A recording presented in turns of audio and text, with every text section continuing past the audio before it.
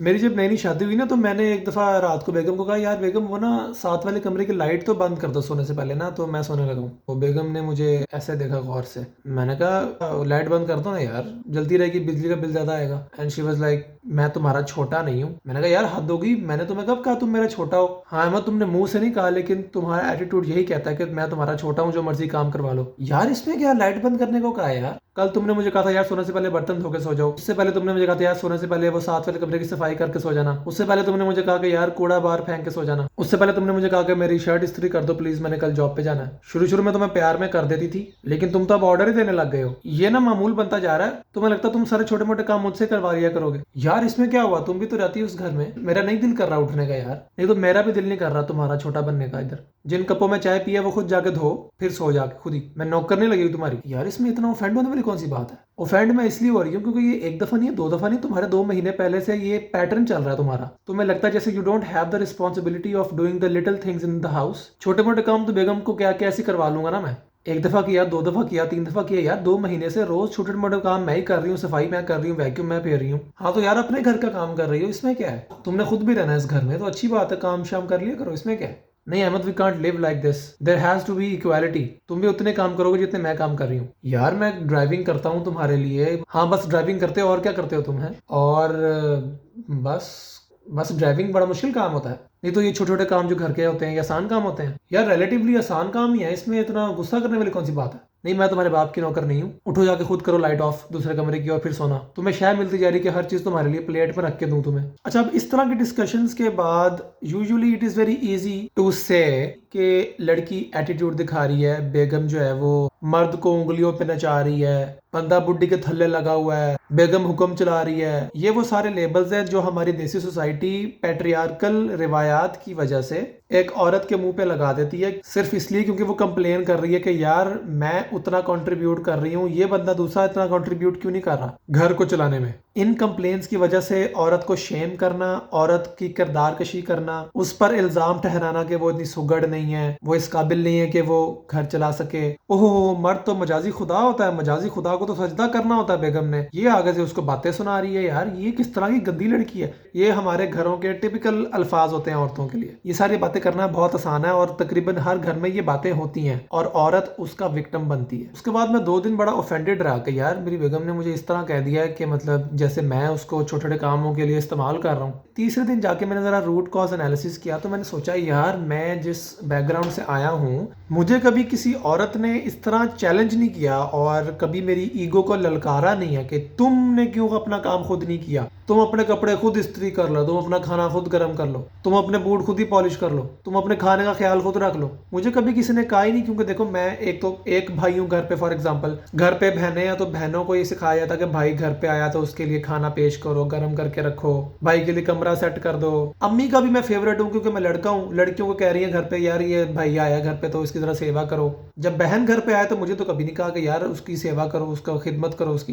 पूरे खानदान में जब बेटा पैदा होता है कोई तो बहुत सेलिब्रेट किया जाता है। खानदान में कहीं लड़की पैदा हो जाए तो फिर उसको कहते हैं यार कोई बात नहीं, अल्लाह ताला तुझे औलाद नरीना देगा। मस्जिदों में खुतबे में मौलवी साहब औलाद नरीना की दुआएं कर रहे होते हैं, दुआओं में औरत है ही नहीं, औरत एग्जिस्ट नहीं करती है हमारी प्रेयर्स में। भाई ये तो हालात है यार हमारे। और घर के छोटे मोटे काम ये तो वैसे ही घर की औरतों को कह के हो जाते थे लड़कों के लिए। कमरे में चिल कर रहा हूँ तो पानी पीने का दिल किया तो छोटी बहन को कह दिया यार पानी पिला दे। बाहर कोई आया तो छोटी बहन को कह दिया यार देखो दरवाजे पे कौन आया। और कोई छोटी मोटी सफाई हो तो वो बहनें कर देती थी मेरे लिए, अम्मी मेरे लिए शॉपिंग कर देती थी। क्योंकि एक ही बेटा है ना, पैट्रियार्कल सिस्टम के अंदर एक बेटे को घर का एक महवर बनाया होता है सबने, और मर्द की सेवा ना चाहते हुए भी हो रही होती है। ज्यादातर देसी घरों में, सारों में नहीं मैं कह रहा हूँ, बहुत इंप्रूवमेंट आई हुई है आजकल, लेकिन ज्यादातर घरों में मैंने देखा है कि मर्द बड़ा एंजॉय कर रहे होते हैं। हार्डली 20% 30% जिम्मेदारी उठाएंगे घर की बस, लेकिन घर की छोटी छोटी बारीक फंक्शनैलिटीज को जहन में रखना सिर्फ औरत की जिम्मेदारी समझा जाता है। आई रियलाइज्ड कि मैं तो बहुत स्पॉइल्ड किड हूँ। शादी से पहले भी मैं पैट्रियार्कल सिस्टम के अंदर मौजें कर रहा था, जहाँ पे घर की खवातीन मेरे लिए खाना रख रही हैं, मेरे लिए बर्तन धो रही हैं। मेरे खानदान के बाकी घरों में भी खवातीन ही सारा काम कर रही हैं मर्दों के लिए। बेसिकली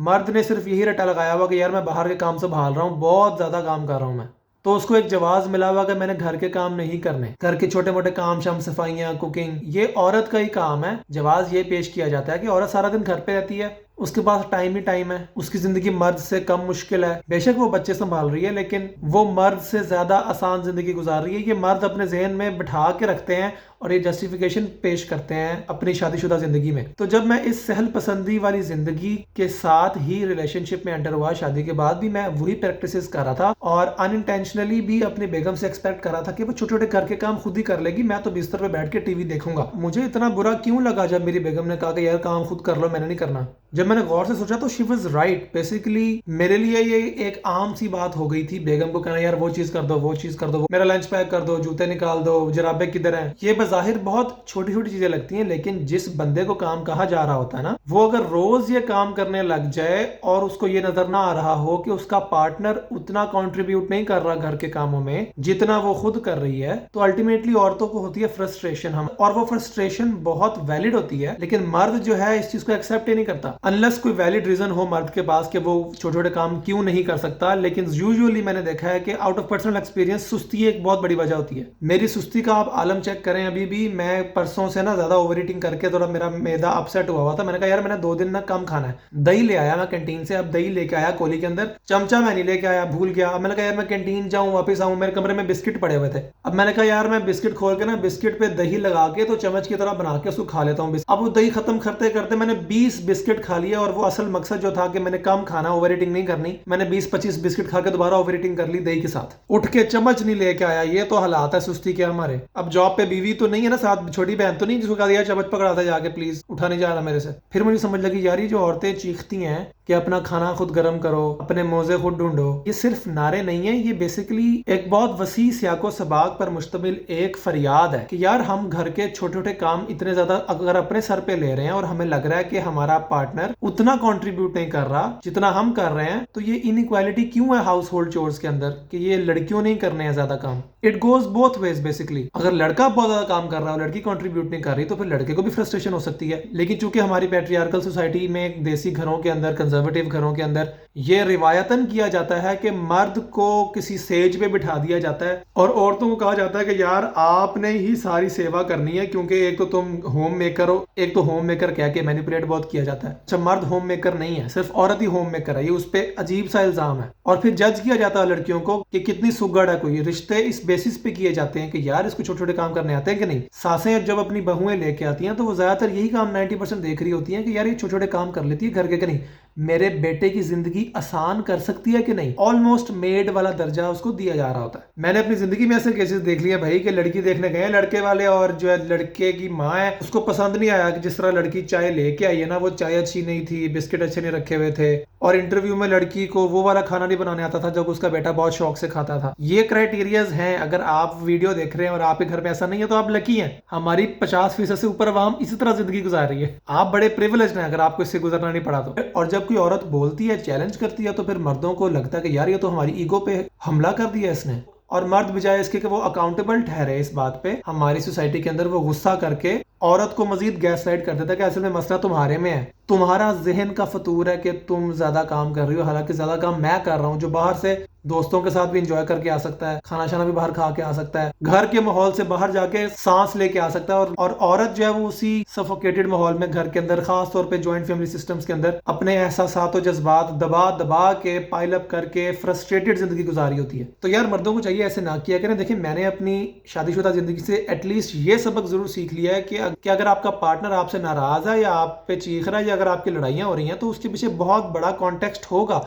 आप बैठ के अकाउंटेबल ठहरें अगर आपकी गलती है तो, और मोस्ट केसेस में आपकी गलती निकल आती है। मैं ये नहीं कह रहा कि दूसरी पार्टी की गलती नहीं हो सकती, लेकिन इस मामले को इस तरह से जरूर देखें कि पैट्रियार्कल मुआशरे में हमारे लड़के जो हैं वो इस तरह से ब्रॉटअप की जाती है उनकी कि वो स्पॉइल्ड होते हैं, वो पैम्पर्ड होते हैं, उनके लिए अक्सर जिंदगी प्लेट में पेश की जाती है। लड़कियों को इस तरह की प्रिविलेज अक्सर हासिल नहीं होती। तो जब आप किसी रिलेशनशिप में जाएं तो सबसे पहले अपने आप को अकाउंटेबल ठहराने की प्रैक्टिस शुरू करें। सिर्फ following in love is not enough bro. चलो हो गया प्यार, अच्छी बात है, मुबारक हो, लेकिन अब जिंदगी कैसे गुजारनी है जब साथ रहते हैं ना, जब आप अपने पार्टनर के साथ, इंसान को इंट्रोस्पेक्शन करने के बहुत मौके मिलते हैं, उनको जाया ना किया करे। सेल्फ ग्रोथ इसी तरह से होती है इंसान की जब उसको अंदाजा होता है कि यार मैं चैलेंज हुआ हूं, नाउ इज द अपॉर्चुनिटी कि मैं देखूं कि कहां मैं अनफेयर एक्सपेक्टेशन रख रहा हूं अपने पार्टनर से। शादी से पहले एक लड़की को इतना बर्डन क्यों फील करना पड़ता है कि यार मैं अगले घर जाऊंगी तो मुझे इतने काम आने चाहिए, किचन के आने चाहिए, बाथरूम साफ करना आना चाहिए, कपड़े धोने आने चाहिए। लड़के को बिल्कुल टेंशन क्यों नहीं है भाई?